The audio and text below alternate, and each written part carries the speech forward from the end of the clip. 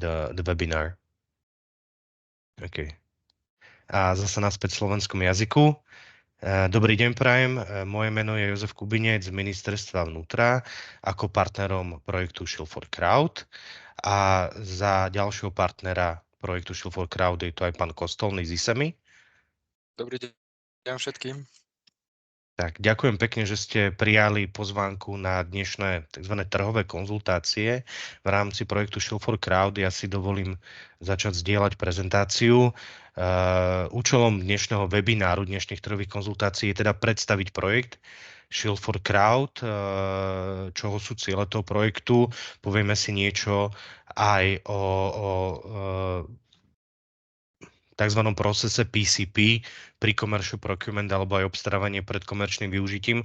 A potom sa aj dozviete, akým spôsobom sa prípadne môžete zapojiť do pripravovaných aktivít projektu a v budúcnosti možno aj do samotného verejného obstarávania. Takže ja by som začal. Máme plánovanú hodinku a pol, uvidíme možno, že to stihneme aj skôr. Na začiatku by sme teda predstavili projekt Shield for Crowd, potom kolega z ISEMI predstaví 3 prípadové štúdie, s ktorými aktuálne pracujeme. Ja potom odprezentujem výsledky trhovej analýzy, ciele OMC sú skrátka pre Open Market Consultation, na Slovensku to voláme aj trhové konzultácie a na záver potom bude priestor na vaše otázky. S tým, že pokiaľ budete mať otázky aj počas prezentácie alebo potom v závere cez tú diskusiu, tak vás poprosíme, aby ste vaše otázky napísali do chatu. Na konci si teda tie otázky prejdem a pokúsime sa na ne odpovedať. Je to aj za účelom toho, že potom v rámci ukončenia ako keby tých trhových konzultácií v rámci všetkých krajín zozbierame všetky otázky, ktoré mali aj napríklad uchádzači alebo účastníci týchto trhových konzultácií zo zahraničia. Bude to zverejnené ako nejaký súhrnný dokument zase na stránke projektu Shield for Crowd. Takže ja už prejdem k prezentácii samotného projektu. Čo to vlastne je projekt Shield for Crowd? Najprv pre zasadenie ako keby do toho prostredia. Projekt Shield for Crowd je vedecko-výskumný projekt. Ide o projekt financovaný v rámci mechanizmu Horizon Europe, ktorý v podstate smeruje na financovanie vedy a výskumu. Toto je konkrétne v 3. klastri, ktorý je vlastne civilná ochrana a civil security. Ide o tzv. CSA projekt, to znamená, ide o projekt, ktorý slúži ako príprava ešte pred samotným prípadným obstarávaním. Hej. Dostanem sa potom neskôr v mojej prezentácii aj k vysvetleniu týchto pojmov a na takom grafe si ukážem ako jednotlivé fázy, ktoré obvykle takéto inovatívne projekty alebo smerujúce k obstarávaniu inovácií zahŕňajú. A tam aj potom bude bližšie vysvetlené, akým spôsobom sa prípadní záujemcovia môžu zúčastniť prebiehajúcich aktivít, ale prípadne aj neskoršie aktivít, ktoré pravdepodobne budú zahŕňať už aj samotné obstarávanie. Takže samotný projekt, poprosím vás ešte teda, aby ste si samozrejme všetci stišili mikrofóny. Ďakujem pekne. Samotný projekt teda slúži aj na zintenzívnenie obstarávania inovácií v európskom bezpečnostnom ekosystéme a využívanie synergií prostredníctvom činnosti a šírenia informácií v oblasti riadenia dávu a ochrany dávu. Čo je veľmi dôležité, náš projekt Shield for Crowd skúma potreby verejných obstarávateľov, samozrejme primárne teda ako keby v oblasti bezpečnosti, čo sú buď ministerstva vnútra, vnútier,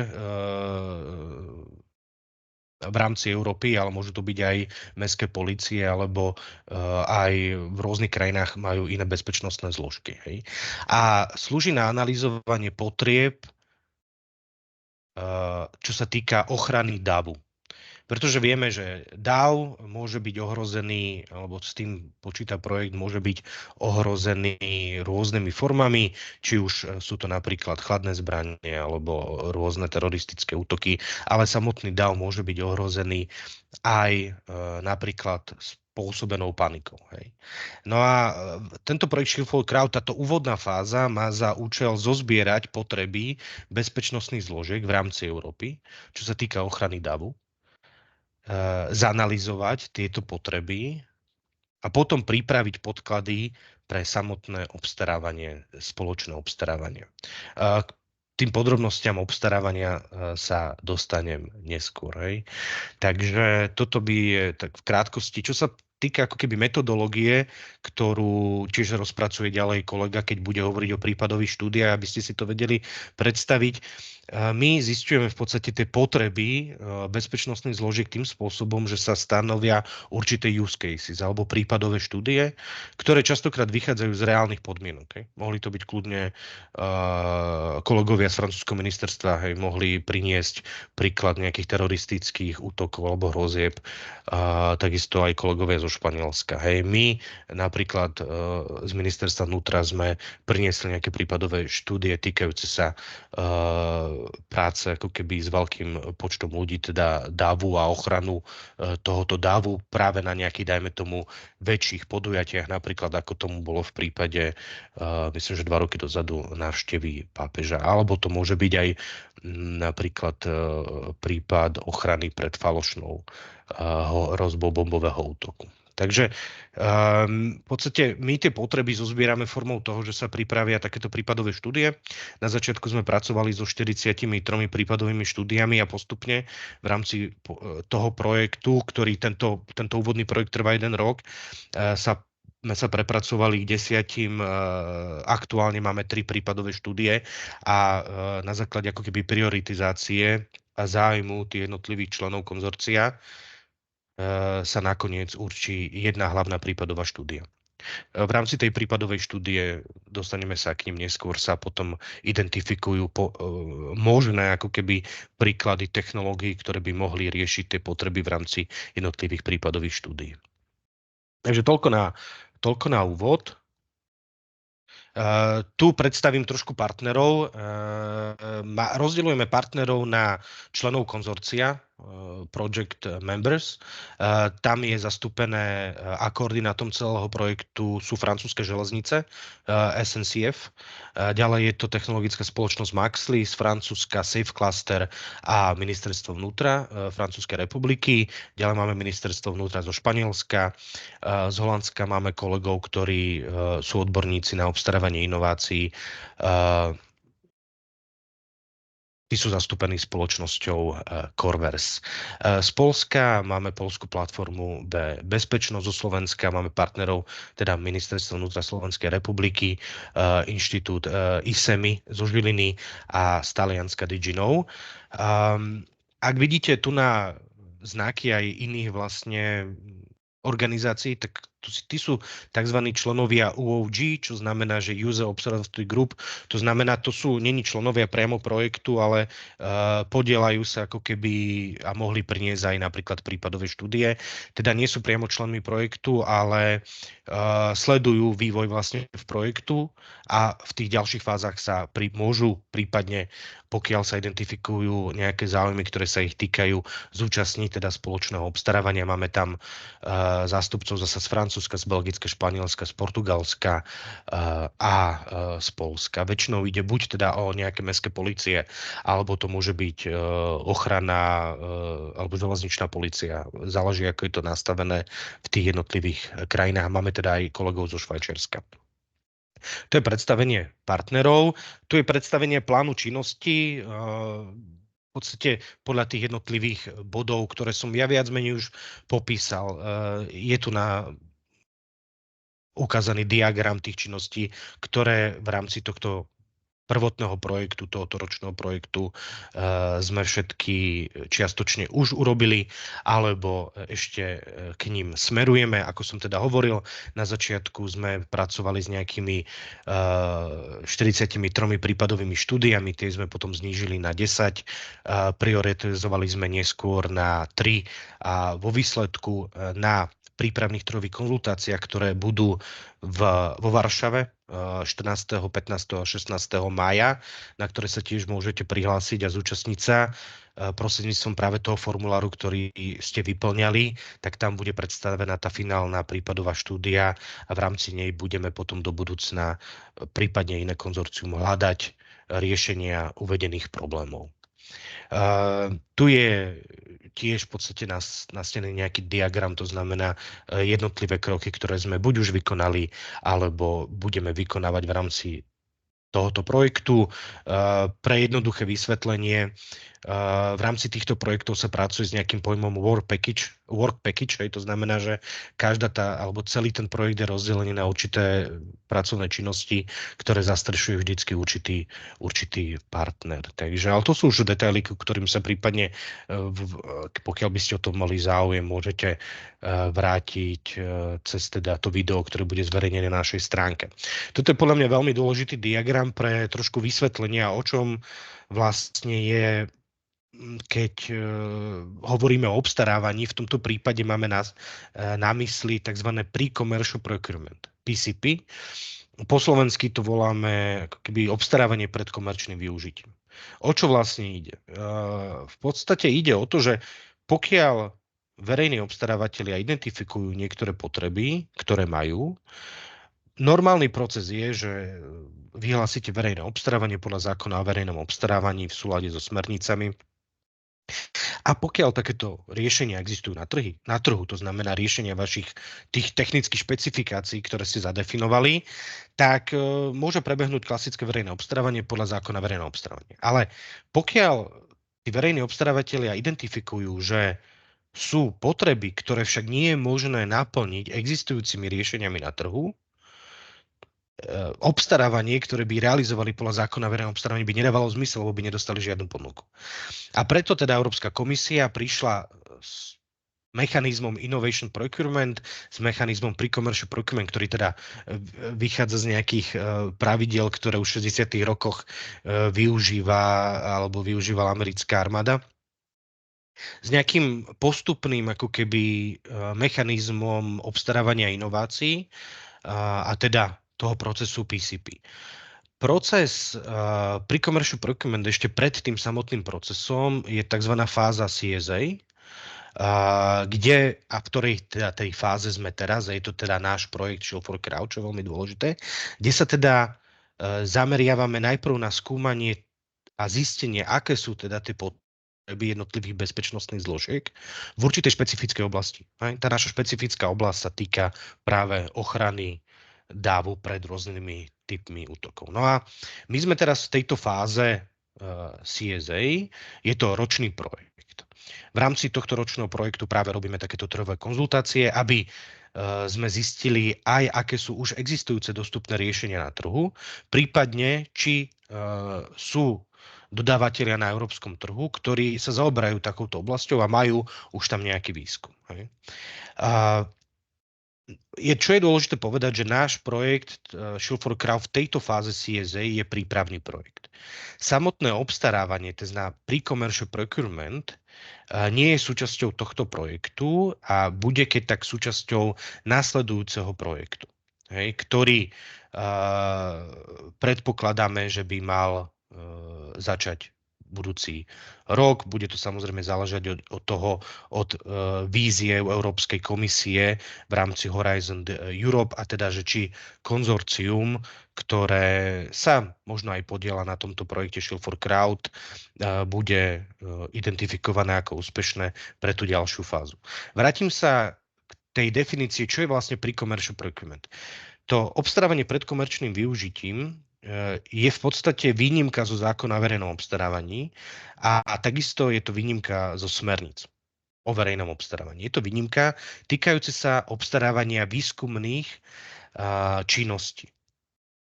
A tá sa práve delí na ako keby tie tri fázy, fáza 1, fáza 2 a fáza 3. To znamená, že pokiaľ skončíme terajší projekt Shield for Crowd, na konci budeme mať veľmi jasne zadefinované potreby jednotlivých verejných obstarávateľov a pokiaľ dostaneme financovanie teda od tej Európskej komisie, dostaneme financie na zrealizovanie toho samotného tendra PCP, ktorý v podstate slúži na to, aby sa zafinancoval výskum a vývoj jednotlivých ako keby dodávateľov na trhu, ktorí postupne sa priblížia k riešeniu toho daného problému, ktorý sme identifikovali v rámci prípravnej fázy projektu. Samotné pre-commercial procurement je rozdelené na 3 fázy. Je to fáza 1, kde na začiatku je tu napríklad, tu sú zobrazené 4 dodávateľia, ale kľudne to môže byť 5 dodávateľov alebo 6-7. To znamená, predstavte si to tak, že to konzorcium v tej ďalšej ako keby fáze zverejní oznámenie o začatí takéhoto pre-commercial procurement tendra a dodávateľia, ktorí budú mať záujem, sa prihlásia do teda prvej fázy. Tá prvá fáza pracuje s riešeniami na technologickej úrovni 3 až 4. V podstate to zahŕňa nejaký solution design. Hej. Dajme tomu, že pracujeme so 4 uchádzačmi. V rámci toho tendra je popísaný spôsob, ako sú určení uchádzači, ktorí postupujú do druhej fázy. Čo je veľmi dôležité povedať, je, že každá tá fáza je finančne ohodnotená. Hej. To znamená, že vo fáze 1 dostanú tí dodávateľia určitý finančný objem na to, aby dostali to ich navrhované technologické riešenie napríklad z úrovni 4 do úrovni 5. To znamená, aby vyvinuli prototyp. Podľa presne stanovených parametrov v rámci tej teda tendrovej dokumentácie sú určení dodávateľi alebo uchádzači, ktorí postupujú do ďalšej fáze a zasa v rámci tejto ďalšej fáze sú im poskytnuté finančné prostriedky na to, aby tento prototyp dostali ako keby do tej fáze 3, čo už je technologická úroveň 7 až 8. To znamená, ono už zahŕňa aj reálne, častokrát on-site, ako keby testovanie tých daných ako keby riešení technologických. Čo je veľmi dôležité povedať, že na konci optimálne máme minimálne 2 dodávateľov. Prečo je to tak? Je to tak, aby sa zabezpečilo to, že v budúcnosti, keď už skutočne začne teda klasické verejné obstarávanie, pretože na konci toho technologického toho postupu by sme mali mať minimálne 2 riešenia, ktoré keď vyhlásia tí verejní obstarávateľia spoločný tender alebo aj samostatný tender, budú vedieť, že minimálne 2 dodávateľia na trhu budú mať také technologické riešenia, ktoré sú schopní splniť a naplniť tie ich potreby. Hej. To hovoríme už o tej fáze 4, čo je zase samostatná, ako keby samostatná fáza obstarávania. Hovoríme o tzv. PPI, čo je Public Procurement of Innovative Solution. Takže toľko v krátkosti. Tento mechanizmus nie je úplne jednoduchý, keď ho počujete prvýkrát, ale v zásade preto práve slúži aj táto prípravná fáza, tento CSA project, aby sme zároveň verejných obstarávateľov, ktorí majú určité potreby, ale zároveň aj dodávateľov oboznámili s týmito informáciami, s týmito ako keby postupmi, aby sa aj oni vedeli rozhodnúť, či napríklad je pre nich zaujímavé sa zúčastniť už niektorých prípravných aktivít v rámci teda fázy CSA, alebo prípadne sa v budúcnosti zúčastniť už teda samotného pre-commercial procurement tendru, či už sami, alebo ako súčasť konzorcia. Aké sú výhody teda tohoto obstarávania pred komerčným využitím? Ja už som niektoré spomínal. Pre verejných obstarávateľov je to, že zlepšujú kvalitu a efektívnosť verejných služieb. Prostredníctvom neho sa pomáha dosiahnuť požadovaný stupeň interoperability od začiatku a znižiť riziko uzamknutia dodávateľa, to znamená tzv. Vendor lock-in.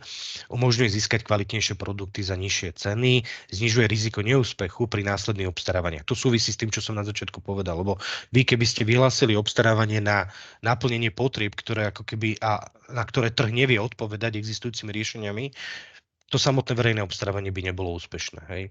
A čo je dôležité ešte povedať, veľmi dôležitá informácia je, že na konci tej druhej fázy, toho pre-commercial procurement, všetky vlastne práva duševného vlastníctva zostávajú u tých dodávateľov. Hej. To znamená, verejný obstarávateľ na konci toho pre-commercial procurement sa nestáva vlastníkom tých technologických riešení.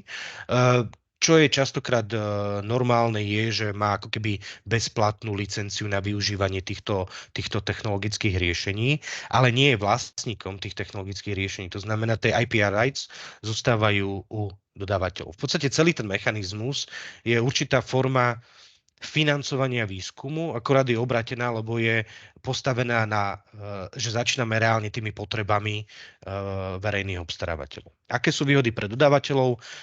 Malo by to urýchlovať proces uvádzania vedeckých výsledkov na trh, skracuje čas uvedenia inovatívnych produktov a služieb na trh, uľahčuje prístup nových inovatívnych subjektov, začínajúcich podnikov na trh verejného obstarávania práve preto, lebo sa im zafinancuje výskum určitých teda technologických riešení, stimuluje rast spoločnosti a priťahuje súkromné investície. Hej. To je celkovo ako keby myšlienka programu Horizon Europe, je to teda podpora výskumu a vývoja. Aké sú pre spoločnosť výhody? Lepšie využitie peňazí daňových poplatníkov na nákup inovatívnych produktov, ktoré zlepšujú kvalitu a účinnosť ochrany verejných priestorov. V tomto našom prípade pomáha riešiť environmentálne sociálne výzvy prostredníctvom nových a inovatívnych postupov a vytvára pracovné miesta s vysoko pridanou hodnotou v Európe a prispieva v udržateľnému hospodárskemu rastu. Tak, teraz by sme prešli k prezentácii troch prípadových štúdií a ja by som teda poprosil kolega z ISEMI, aby teda predstavil tie jednotlivé prípadové štúdie. Vidíte, že tá samotná prezentácia je čiastočne preložená, ale čiastočne sme nechávali text v pôvodnom anglickom jazyku, aby sa nestratil ako keby význam tých slov, a kolega teda v krátkosti odprezentuje teda tie jednotlivé prípadové štúdie, ale aj ako sme prioritizovali zamýšľané ako keby technológie a postupy. Takže Martin, máš slovo. Dobrý deň ešte raz všetkým. Ja sa volám Martin Kostolný, pracujem pre ISEM inštitút, alebo teda po slovensky celým názvom Inštitút pre medzinárodnú bezpečnosť a krízové riadenie. Sme nezisková organizácia, ktorá má za ciele nejakým spôsobom pomáhať a podporovať, alebo pracujeme ako platforma expertov, ktorí sú buď aktívni, alebo bývalí, či už policajti, hasiči, záchranári, experti v oblasti civilnej ochrany, vyšetrovania a podobných vecí, bezpečnosti všeobecne. A tie naše ciele sú vlastne podporovať tieto politiky, stratégie našich partnerov, hlavne pri rôznych projektoch, nielen z Európskej únie, ale aj z iných zdrojov. Zameriavame sa teda predovšetkým na nejaké vzdelávanie, tréningy a tiež výskum a inovácie. No a toto je teda jeden z projektov, na ktorom tiež participujeme. Tak ako Jozef popísal, ešte to trošičku skúsim rozvinúť. Na začiatku projektu sme si povedali, že každý z partnerov projektu príde s nejakými skutočnými udalosťami, incidentmi, ktoré sa stali v minulosti, alebo ktoré si myslí, že sú zaujímavé a mohli by byť teda ďalej riešené v rámci tohto projektu. Na základe toho sme zozbierali vyše 40 nejakých scenárov možných, ktoré sme ďalej nejako prioritizovali a tie, ktoré boli podobné, častokrát boli podobné, alebo vytvárali nejaké také skupiny, sme zgrupili do nejakých 10 scenárov. A potom ďalej sme išli smerom, že sme ich chceli ešte zúžiť na menší počet, s cieľom teda mať 3, ktoré vám dneska predostrieme. Hovorím to kvôli tomu, že napriek tomu, že sme sa odvíjali od skutočných udalostí, alebo veľmi pravdepodobných, tak tieto výsledné 3 sú častokrát kombináciou viacerých, čo samo o sebe možno vytvára niekedy pocit, že je to nereálne, ale pre potreby tohto...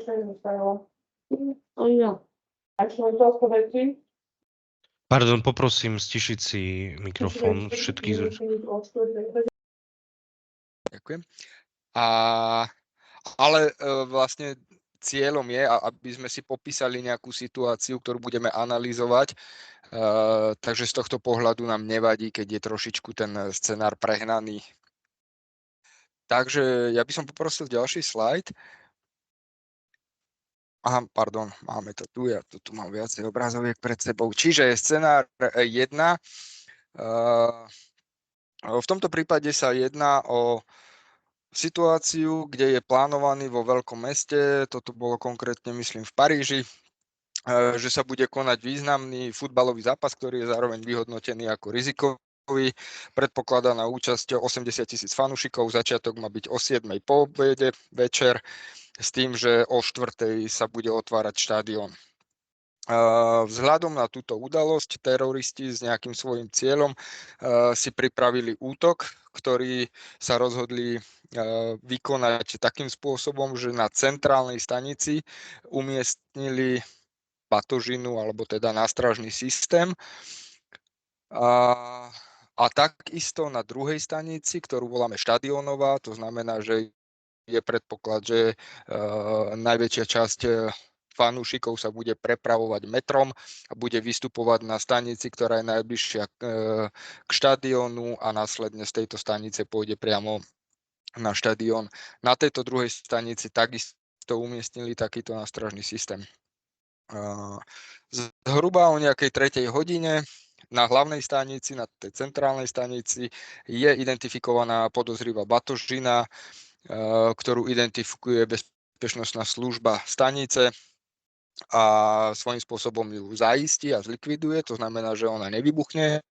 Ale čo je dôležité, tak tá informácia o tom, že tá bomba tam je umiestnená, prenikne na verejnosť a to spôsobí paniku na stanici, pričom ľudia samozrejme, stanica je preplnená, ľudia sa snažia odtiaľ čo najrýchlejšie uniknúť, strácajú zabrany, narážajú do seba, máme tam množstvo zranených a vzniká tlačenica a taká situácia. Zároveň však plus minus v tom istom čase na tej stanici pri štadióne vybuchne daný nástražný systém. Okamžite sú mobilizované jednotky, ktoré tam už teda boli nachystané na zápas a samozrejme vzniká tam rovnako panika, sú tam množstvo zranených, či už kvôli tomu výbuchu, či už kvôli panike, ktorá vzniká na stanici. Zároveň je tu pridaný ďalší element, ktorý prichádzal z iného scenáru. Ľudia samozrejme sa urýchlene snažia odísť z tej stanice metra a idú teda smerom na štadión, avšak na tomto mieste neznámy útočník alebo neznámy páchateľ, alebo teda zlietne tam dron a tento dron rozširuje neznámú tekutinu, ktorá teda padá, prší, kvapka na ľudí. Ľudia sa sťažujú na svrbenie kože, na slzenie očí, na problémy s dýchaním. Takže je tu reálna hrozba, že sa jedná o nejaký chemický útok alebo útok chemickou látkou. Do toho v tej panike, ktorá tam vzniká, vzhľadom na to, že sú tam teda dva tábory fanúšikov, ktorí obviňujú jedni druhých z tejto situácie, tak tam vznikajú roztržky a to všetko podporuje ďalšiu paniku. Zhruba 15 minút po incidente prichádzajú na miesto rôzne jednotky, či už sú to záchranári, či už sú to pyrotechnici, poriadková polícia, snažia sa nastoliť poriadok. Snažia sa samozrejme vytýčiť perimeter, urobiť zonáciu, rôzne merania, keďže je tam aj ten chemický aspekt útoku. Snažia sa zabezpečiť miesto výbuchu, evakuovať ľudí a hodnotiť, aké sú tam škody. Následne zhruba po hodine je chemický útok potvrdený. Samozrejme v tom prípade je potrebné riešiť dekontamináciu ľudí, manažment týchto ľudí, akým spôsobom budú odsúvaní z miesta, či už kvôli zraneniam alebo len kvôli tomu, že môžu byť kontaminovaní. Začína sa vyšetrovanie a zdravotníci samozrejme poskytujú prvú pomoc všetkým zraneným. Ďalej v tomto scenári sa predpokladá, že aj napriek tomu, že tie prvotné hrozby boli nejakým spôsobom vyriešené, tak ešte aj o tej 6. hodine, čo už sú 3 hodiny po útoku, napriek opatreniam, ktoré boli podniknuté, stále pretrvávajú nepokoje medzi fanúšikmi. Je potrebné zatýkanie vybraných osôb.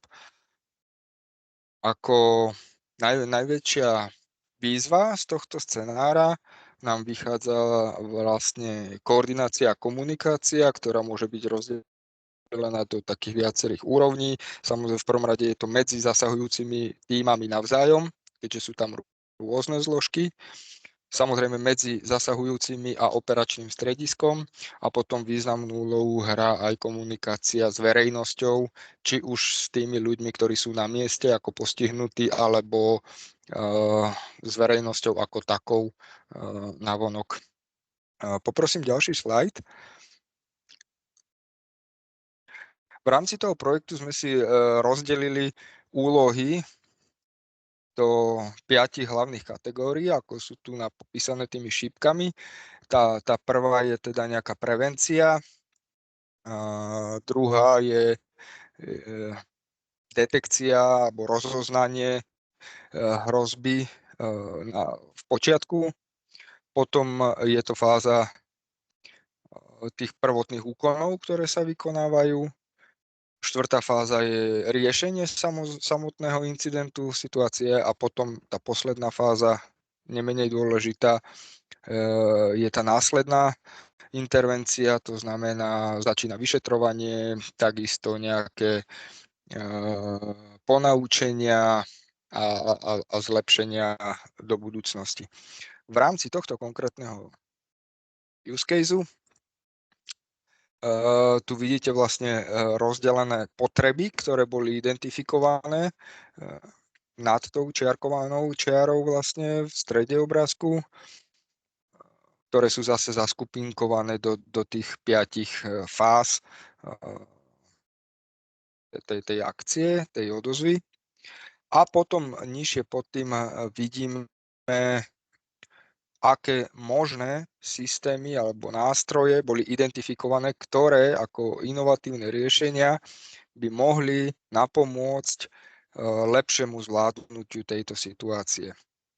Ja by som tu v tejto fáze nešiel nejak do čítania tých konkrétnych udalostí. Gro z nich je zamerané na komunikáciu, ale potom sú tu samozrejme nejaké špecifické príležitosti. V tomto prípade to bola napríklad ten dron, ktorý tam sprejoval nejakú chemickú látku, čiže je na mieste otázka, či vieme takúto látku detekovať čo najskôr, čo najefektívnejšie,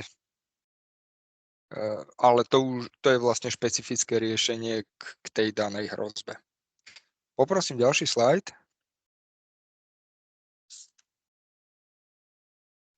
Tento slajd akurát hovorí o tom, že v rámci tej našej analýzy sme sa zamerali na tie 3 fázy, ktoré sú teda zvýraznené a týkajú sa samotného toho zásahu od tej prvotnej detekcie hrozby až po to riešenie. Prosím, ďalší slajd.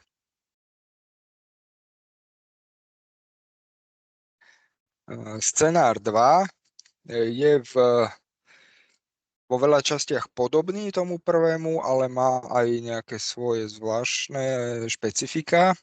V tomto prípade ide o koncert rockovej skupiny, ktorý zase bude na štadióne v centre mesta. Opäť sa predpokladá účasť zhruba 80 000 návštevníkov so začiatkom o 5. hodine po obede. Čo je tu však taký zvláštnosť na tomto je, že v určitom momente sa na sociálnych sieťach začne šíriť informácia o možnom bombovom útoku počas tohto koncertu. Je to jednak tým, že niekde v MHD človek počul nejakých ľudí, ako sa o takomto útoku rozprávajú a mohol kontaktovať 112, alebo potom aj samotným aktívnym nejakým sledovaním sociálnych služieb sa došlo vlastne k tejto hrozbe, ktorá nejakým spôsobom musí byť riešenia. Čiže je tu ten aspekt sociálnych médií, ktorý je v dnešnej dobe veľmi významný. Čo je troška možno nereálne na tomto scenáre a čo vzniklo práve tým spájaním viacerých scenárov je, že sme tu umiestnili do rovnakého mesta v rovnakom čase a v podstate do okolia toho štadióna, že v tomto meste zároveň prebieha ten tzv. Dúhový pochod, kde teda LGBTI plus komunita sa snaží demonštrovať nejaké svoje záujmy a ako to už býva, tak sú tu nejakí radikáli, ktorí s nimi nesúhlasia a snažia sa im tento pochod narušiť. Takže v tomto scenári vlastne dostávame do jedného bodu dve rôzne hrozby, to je ten dúhový pochod s tými extrémistami a samozrejme sú tam nejakí ľudia, ktorí čakajú na koncert a zrazu sa u nich šíri informácia, že tam je možný bombový útok a vzniká samozrejme panika, ktorú rôzni ľudia riešia rôznymi spôsobmi.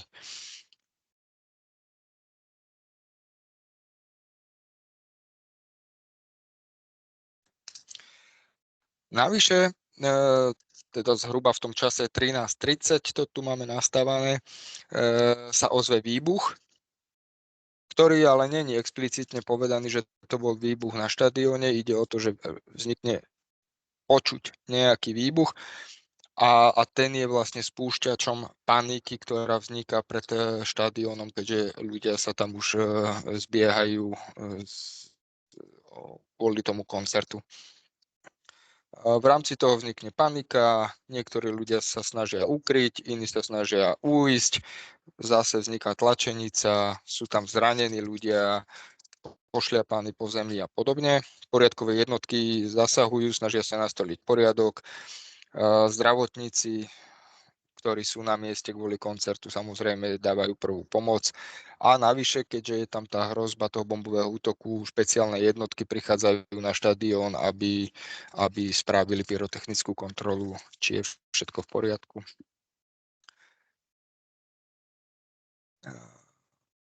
V tomto scenári sa nám to vyvíja celkom pozitívne, pretože zhruba 16:20 poriadkové jednotky nastolili poriadok, bombová hrozba je vyvrátená a koncert môže pokračovať. Celý ten scenár končí teda takou mierumilovnou formou a zameriava sa skôr na to, aké ponaučenia do budúcna by si mali všetky jednotky alebo všetci zúčastnené bezpečnostné zložky z toho zobrať, ako by si mali vylepšiť svoje operačné postupy, aby v budúcnosti dokázali efektívnejšie zasahovať. Poprosím ďalší slajd. Znova tu máme veľmi podobným spôsobom vlastne popísané rôzne potreby, ktoré boli vyextrahované z týchto scenárov a takisto tu máme príklady nejakých riešení inovatívnych, ktoré by mohli napomôcť riešeniu situácií. Opäť gro je venované práve tej komunikácii alebo nejakému zobrazovaniu aktuálnej situácie, ako ten dav, ako tá panika v rámci davu sa vyvíja, ako sa ten dav hýbe a ako tá situácia prebieha. Ďalší slajd poprosím. A dostávame sa teda k tretiemu scenáru, poslednému, ktorý je veľmi priamočiary a je teda, alebo spočíva v tom, že traja teroristi, ktorí sú vyzbrojení nožmi, strelnými zbraňami, sa snažia nejakým spôsobom infiltrovať do davu na vlakovej stanici počas dopravnej špičky, keď akurát prichádza významný vlak do stanice, ktorý teda vždycky privezie veľké množstvo cestujúcich. Títo teroristi teda spolu s cestujúcimi prídu až na nástupište, keďže sú dobre maskovaní, zorganizovaní, napriek tomu, že bezpečnostné služby využívajú kamery a rôzne systémy, ktoré na stanici majú, tak nie sú schopní ich vopred odhaliť.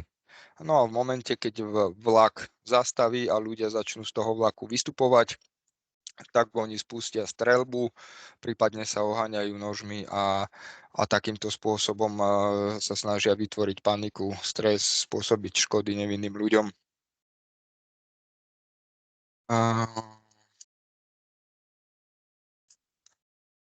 Samozrejme, na stanici sa aktivujú relevantné protokoly, bezpečnostná služba zasahuje a aktivizuje sa polícia, zdravotné služby. Podobným spôsobom ako v predchádzajúcich prípadoch snažia sa eliminovať teroristov. V našom scenáriu máme nastavené, že 2 sa polícii podarí zastreliť priamo na mieste. Jeden uniká, ale vonku pred stanicou bol rozoznaný miestnym policajtom a po nejakej šarvátke sa podarí eliminovať aj tohto 3. teroristu.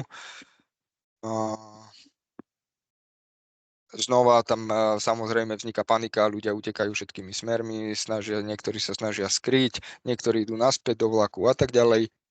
Vzniká množstvo zranených a toto je vlastne ten náš materiál, ktorý sa snažíme nejakým spôsobom študovať, akým spôsobom týmto situáciám vieme predísť, alebo pokiaľ sa už stanú, ako ich vieme efektívne riešiť.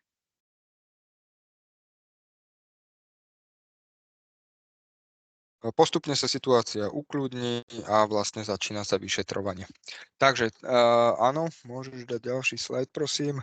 V podstate je to veľmi podobné ako v predchádzajúcich prípadoch. Opäť tu máme vypísané potreby, ktoré sme v rámci projektu vyextrahovali, ktoré vznikajú pre zasahujúce zložky. A opäť tu máme nejaké riešenia, nejaké možnosti, samozrejme to není vyčerpávajúci zoznam možností, akým spôsobom by sme mohli v jednotlivých fázach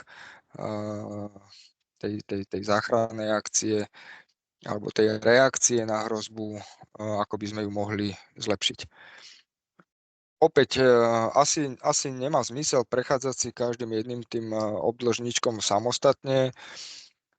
Opäť je tu veľká časť venovaná práve tej komunikácii a v rámci komunikácie významnú časť tvorí práve tá vizualizácia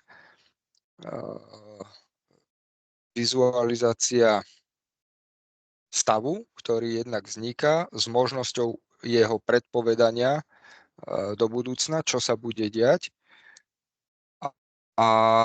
A potom sú tam samozrejme nejaké zvláštne alebo špecifické aspekty, ako je detekcia zbraní, napríklad či vieme detekovať pomocou videí z kamier, vieme detekovať ľudí nesúcich zbrane, či nám takéto výsledky vedia urýchliť a zefektívniť samotnú reakciu.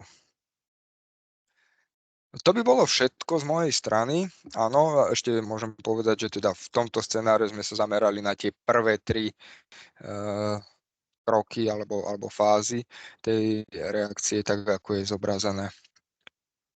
Ako taký záver k týmto scenárom chcem povedať, že treba sa na ne pozerať ako na príbeh alebo nejaký scenár, udalosť, ktorá nám má popísať konkrétnu situáciu, aby sme si vedeli lepšie predstaviť, čo všetko by sme mohli potrebovať, aby sme mohli uvažovať v súvislostiach nielen či už polície, alebo zdravotníkov, alebo iných zložiek, ale sumárne za všetkých. A samozrejme aj jednak zo strany teda konečných užívateľov, ale aj zo strany technických vývojárov, aby vedeli oni lepšie pochopiť, aké sú tie požiadavky užívateľov a či tie ich systémy, ktoré už možno vyvíjajú v rámci iných aktivít, môžu byť použité, môžu byť nejakým spôsobom upravené a ďalej inovované pre potreby užívateľov. Snáď som to povedal zrozumiteľne a samozrejme, ak máte nejaké otázky, tak som k dispozícii. Ďakujem, Martin. Ako som spomínal, presne bude priestor na otázky v závere tej prezentácie. Ďakujem pekne. Dôrazním presne tie veci, že celý ten koncept tého pre-commercial procurement je nastavený o tom, že my definujeme potreby naše. Samozrejme, dostaneme sa na záver k tej jednej prípadovej štúdie, ktorá bude prezentovaná potom vo Varšave v máji, ale nehovoríme, akými technológiami to chceme naplniť. To je priestor práve dodávateľov, aby ponúkli tie riešenia. Takže ja budem pokračovať ďalej. V rámci projektu jeden z partnerov, organizácia Safe Cluster z Francúzska, urobila nejakú predbežnú analýzu trhu, State of the Art, SOTA sa to volá, s cieľom ako keby reagovať na tie budúce požiadavky pri commercial procurement, aby sme jednoducho zistili, či na tie existujúce identifikované potreby, aké už existujúce riešenia sú na trhu, respektíve či sa v tých daných oblastiach nejaké riešenia už vyvíjajú. Čo je dôležité povedať, že ako keby táto analýza trhu už prebehla. V rámci tej analýzy trhu bolo identifikovaných nejakých 94 žiadostí, ktoré boli potom nejakým spôsobom zanalizované a bol z nich vytvorený tzv. Katalóg teda riešení, ktoré čiastočne vedia alebo podľa ako keby tých informácií od tých účastníkov alebo tých uchádzačov vedia reagovať na potreby identifikované v rámci projektu. Tu vidíme ako keby graf, ktorý znázorňuje technologickú úroveň tých ponúkaných riešení. Vidíme, že tu už máme niektoré technologické riešenia, len skutočne ako keby nejaký zámer, čo je TRL2, až po riešenia, ktoré sú dostupné na trhu TRL 9. Nižšie vidíme aj graf zaradenia tých uchádzačov do určitých skupín, či sú to väčšie spoločnosti, alebo sú to výskumné inštitúty, čo sú RTO, alebo sú to malé a stredné podniky. Tu vidíme mapu uchádzačov, teda odkiaľ pochádzajú, ale som rád v podstate aj za túto možnosť slovenského webináru, kde vlastne máme možnosť odprezentovať uvedený projekt aj slovenským, prípadne možno, že aj českým spoločnosťam. Teraz neviem, či sa prihlásili, ktoré v prípade, že prejavia záujem, sa vedia potom zapojiť so svojimi inovatívnymi riešeniami do neskorších fází projektu. Tie jednotlivé technologické riešenia boli rozdelené podľa určitých typov. Hej, vidíme tu nejaké video, software, riešenia, ktoré sa teda skôr zamerávajú práve na tú videoanalytiku. Máme tu skupinu autonómnych systémov, hej, to znamená väčšinou teda drony alebo antidronové riešenia. Identifikovali sa aj riešenia, ktoré skôr slúžia nejakú fyzickú ochranu, to znamená nejaké presne bariéry, alebo skeny, rôzne detekčné rámy. CBRN technológie, teda zamerané na identifikáciu CBRN riešenie, alebo nie riešenie, ale solutions. A potom sú rôzne iné jednoducho zadefinované riešenia, ktoré nepatrili teda do inej katalógie. Čo v rámci projektu Shield for Crowd hľadáme, ako som už spomínal, ten pre-commercial procurement je nejaký prvý krok pri obstarávaní inovácií. Začíname teda na relatívne nízkych úrovniach technologickej pripravenosti. Ako som spomínal, nakupujeme služby výskumu, alebo teda v tej ďalšej fáze, pokiaľ bude zafinancovaná z Európskej komisie, budeme nakupovať služby výskumu a vývoja pre výrobok alebo službu, ktorá nie je komerčne dostupná na trhu. Na tom grafe som znázorňoval, že pri commercial procurement delíme na nejaké 3 fázy. Máme návrh riešenia, čo je TRL 3-4, vývoj prototypu 5-6 a pôvodný vývoj obmedzeného objemu prvých výrobkov, hej, na testovanie, čo je TRL 7-8. Čo očakávame od poskytovateľov technológií a teda akým spôsobom sa vy môžete zapojiť v prípade záujmu do ďalších aktivít v rámci projektu. Hľadáme teda riešenia, ktoré riešia jednu z potrieb na zlepšenie ochrany verejného priestoru a ochrany davu podľa teda tých identifikovaných a prezentovaných prípadových štúdií. Hľadáme riešenia s nízkymi technologickými úrovňami, ktoré si teda vyžadujú ešte ďalší vývoj. Zameriavame sa na teda riešenia od európskeho poskytovateľa technológií, vzhľadom na to, že Horizon Europe je teda zameraný na vedu a výskum v rámci Európy a ako také je vyňaté z smerníc o verejnom obstarávaní. Je tu možnosť zúčastniť sa tzv. E-pitching sessions, to znamená vy, pokiaľ ste identifikovali alebo máte nejaké technológie, ktoré by mohli riešiť niektoré potreby, tak ako boli prezentované v rámci prípadových štúdií, môžete sa zúčastniť e-pitching session, ktoré sa online uskutočnia 15., 16., 17. apríla.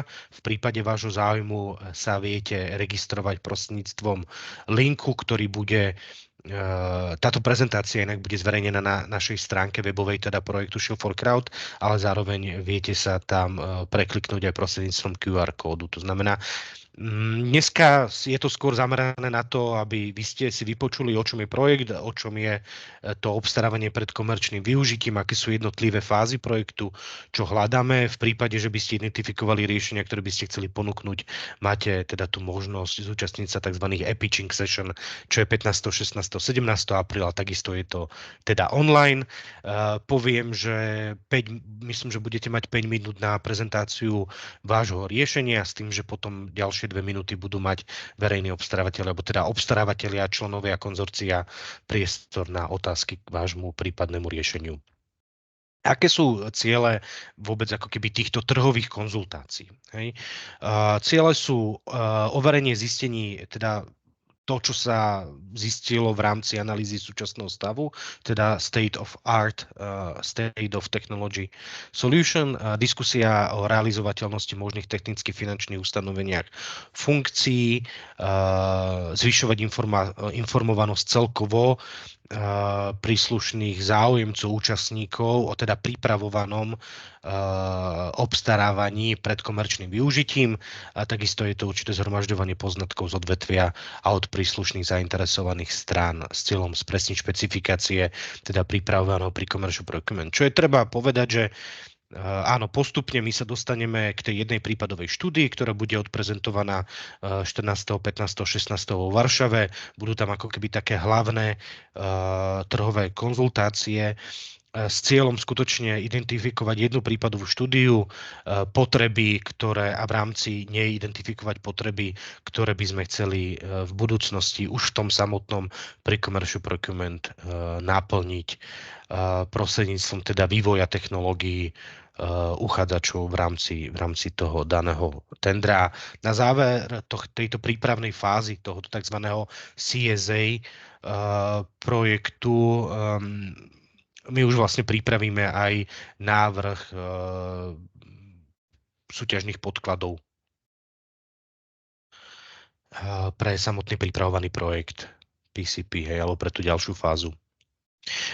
Tu vidíte nejaký harmonogram, teda aktivít ešte v rámci daného projektu. Teraz sme 4. apríla, to znamená, máme dnešný webinár v slovenčine, zajtra bude v španielčine, potom 15. mája, kde bude možná teda aj prezenčná, aj hybridná účasť, to znamená online na hlavnej prípravnej trhovej konzultácii, ktorá sa uskutoční vo Varšave. Do 30. mája 2024 budete môcť odpovedať. My máme aj taký takzvaný dotazník v rámci týchto prípravných trhových konzultácií, kde viete tiež reagovať na niektoré teda tie informácie, ktoré ste sa dozvedeli. Takáto reakcia je tiež pre nás dôležitá aj s ohľadom na to, aby my sme skutočne zistili reálne stav tých technológií na trhu, aby sme vedeli, akým spôsobom by sa malo uberať tie samotné nepripravené trhové konzultácie, ale pre-commercial procurement. Na záver vlastne týchto trhových konzultácií 10. júna by mala byť aj zverejnený nejaký finálny dokument, ktorý bude obsahovať všetky informácie, ktoré sme odprezentovali v rámci teda týchto trhových konzultácií. Ako som spomínal, boli by sme veľmi radi, keby ste zdieľali vaše určité ako keby či aj otázky, alebo aj nejaké reakcie na tie informácie, ktoré ste sa dozvedeli prostredníctvom tohto dotazníku. Zasa link na dotazník bude prístupný cez prezentáciu, ktorá bude zverejnená na stránke, ale viete sa tam dostať aj prostredníctvom teda tohto QR kódu. Tak, teraz sme si vlastne prešli tie informácie, ktoré sme vám chceli zdeliť. Ja teda zastavím teraz zdieľanie prezentácie, aby som videl, či máme niektoré otázky a keď teda niektoré otázky budú, tak sa pokúsime na ne odpovedať. Takže ja zastavím zdieľanie.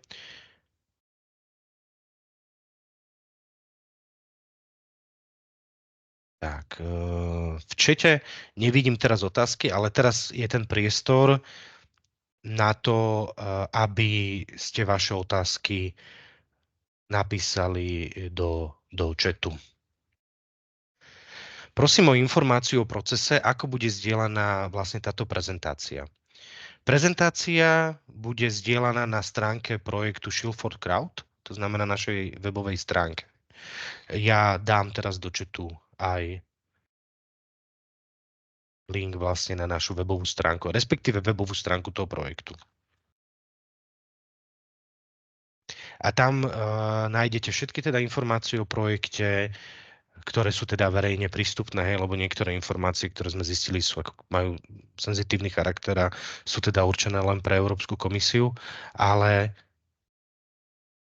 prostredníctvom tejto stránky sa dozvedíte všetky relevantné informácie. Sú tam bližšie informované alebo bližšie odprezentované aj tie jednotlivé kroky, čo sa týka teda pre-commercial procurement, jednotlivých fáz projektu, prípadové štúdie. Čo je dôležité, tak kolegyňa vlastne tu nás diela v čete aj link na samotný, teda ten dotazník. To znamená, ja si uvedomujem, že váš čas ako dodávateľov je drahý, ale samozrejme, pokiaľ by ste mali záujem zdieľať s nami nejaké vaše reakcie práve na tieto informácie, ktoré ste sa dozvedeli, tak je to možné prostredníctvom daného linku. Ďalšia otázka je, niekedy sa stáva, že sa definuje štandardný template na e-pitching PowerPoint. Ako to bude v tomto prípade? Myslím si, že by mal byť aj v tomto prípade template stanovený a pokiaľ prejavíte záujem, to znamená zúčastniť sa e-pitching session, to znamená v rámci toho registračného formuláru zaškrtnete jeden z tých dátumov, ktorý by ste mali záujem, tak v takom prípade by vám mal byť poslaný aj ten štandardný formát prezentácie.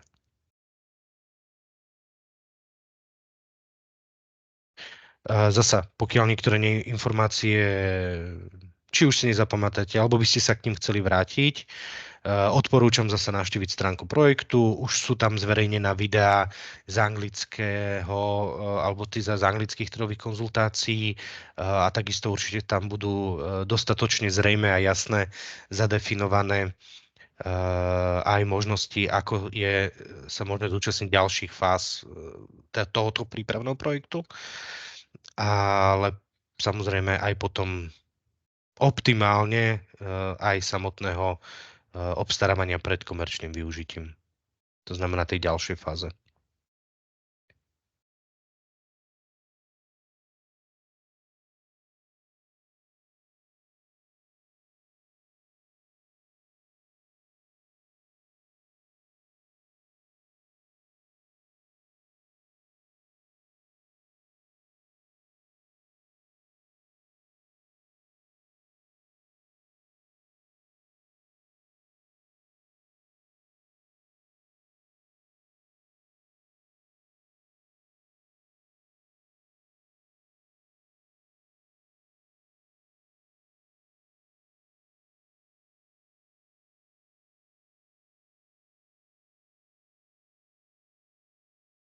Ďalšia otázka. Ak by sme sa stali súčasťou, o akú cca finančnú podporu pôjde pri dovyvíjaní nášho potenciálneho riešenia na požiadny TRL level?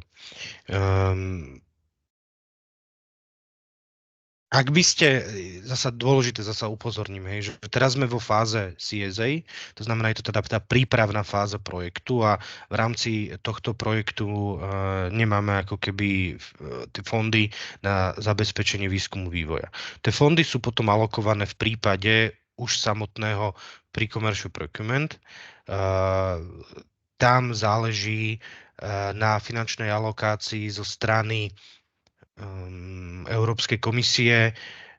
To ešte nie je teraz zrejme, že aká tá výzva, ktorá bude zverejnená a v akej výške bude, ale keď sa budeme baviť o nejakých minulých obstarávaniach alebo minulých prípadoch tohto pre-commercial procurement, tak, ale to nie je zárukou toho, že to bude aj v tomto prípade, tak sa bavíme o čiastkách za celý pre-commercial, alebo celé to financovanie bolo v rozmedzi, dajme tomu, boli ako keby výzvy, ktoré boli vo výške 6 miliónov eur, boli výzvy, ktoré boli vo výške nejakých 10 miliónov eur. Z toho treba rátať, že dajme tomu 30% zostáva ako keby konzorciu na zabezpečenie nejakých prevádzkových teda potrieb tých verejných obstarávateľov. Obvykle potom je tá zvyšná čiastka rozdelená do 3 fází a to zase záleží ako keby na tom nastavení toho samotného tendra. Máme teda 3 fázy, v každej fáze sú určité finančné čiastky, ktoré sú dané tým úspešným uchádzačom. Viem si predstaviť, že ako keby v tej prvej fáze hovoríme možno o nejakej čiastke 50 000, ale hovorím, toto sú len príklady ako keby z minulých obstarávaní a neznamená to, že v tomto prípade by to tak bolo. Hej, to znamená, tá prvá fáza bola možno od 50, 70 do 100 000 a potom tie ďalšie fázy, tým, že už je tam menší počet uchádzačov, sa tie čiastky zvyšujú. Ale všetky takéto ako keby detailné informácie budú známe až vlastne na základe, alebo teda v samotnej tej tendrovej dokumentácii týkajú sa predkomerčného obstarávania.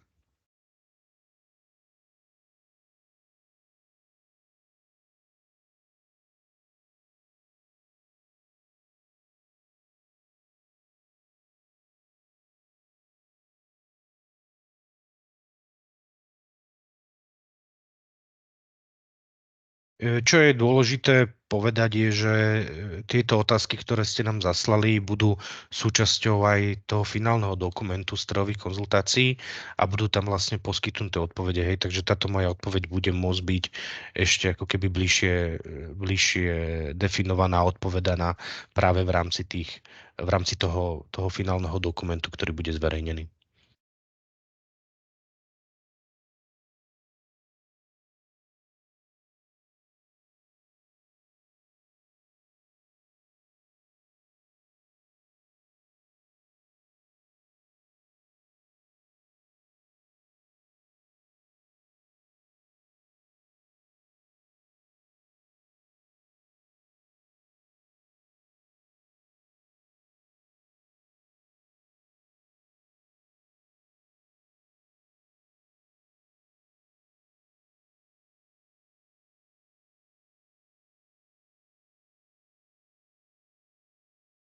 Ako bude zdieľaná informácia o konci Open Market Consultation, alebo teda týchto trhových konzultácií a začiatku pre-commercial procurement, celkovo infoflow o time managemente projektu.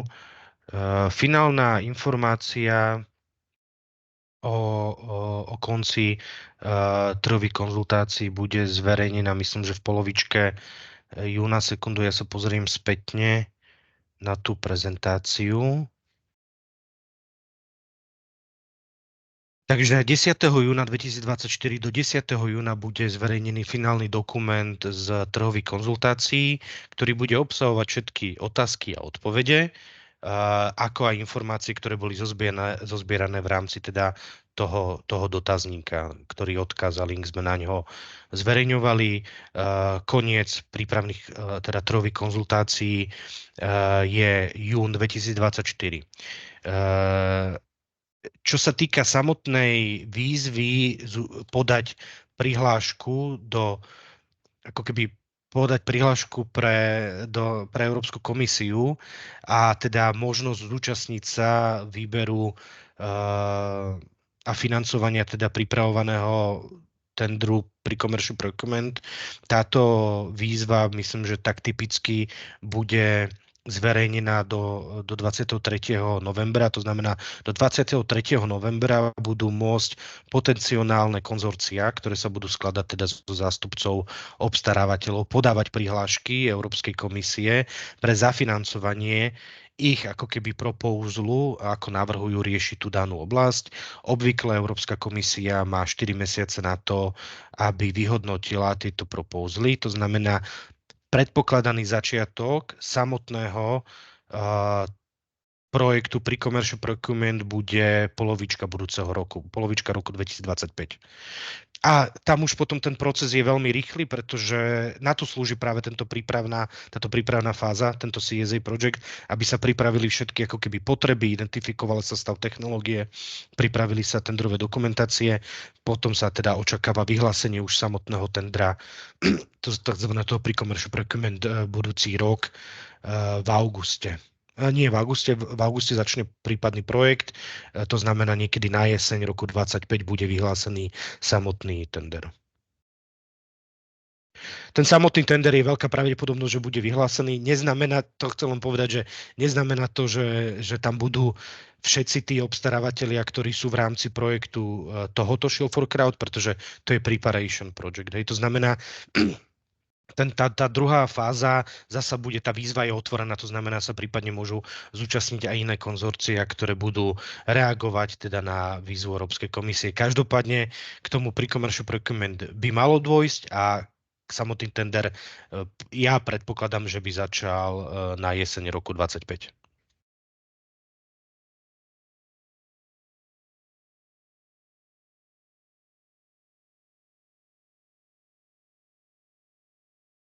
Ešte ako bude teraz zdieľaná informácia o konci týchto trhových konzultácií? Tým, že vy ste sa zaregistrovali na dnešný webinár, tak kolegovia majú v dispozícii vaše teda neprihlasovacie údaje, ale teda e-mail, prostredníctvom ktorého ste sa prihlásili a všetky relevantné informácie vám budú už automaticky zasielané na tieto kontaktné údaje, ktoré ste poskytli v rámci registrácie. To znamená, budete mať aktuálne informácie o vývoji v rámci projektu.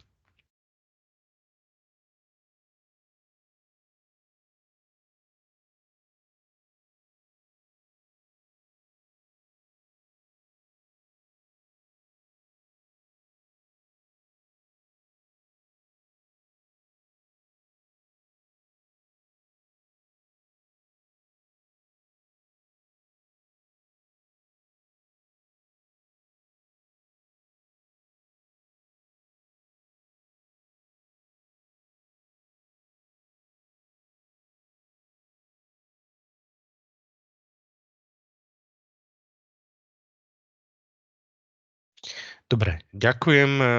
Mám pocit, že vlastne už teraz nie sú ďalšie otázky. Ja ďakujem aj za tieto otázky. Hovorím, ak by ste mali nejaké ďalšie dodatočné otázky, tak odporúčam teda vyplniť tzv. Ten OMC questionnaire. Je teda priložený aj link v rámci tohto chatu. Kľudne môžete tie otázky posielať aj prostredníctvom neho, bude na ne odpovedané a odpovede budú uvedené v tom finálnom dokumente. Ak máte záujem, odporúčam prihlásiť sa aj na pitching session, teda 14, 15, 16, alebo tak to bolo, myslím, že apríl, prípadne zúčastniť sa teda tých finálnych trhových konzultácií, ktoré budú vo Varšave. Účasť bude možná prezenčne aj online a tam bude vlastne prezentovaná aj ten finálna prípadová štúdia, z neho vyplývajúce určité potreby. Ja vám ďakujem veľmi pekne za váš čas, za vašu účasť. Ďakujem aj ja veľmi pekne za Ďakujem aj pekne a prajem pekný deň. Ďakujeme, pekný deň.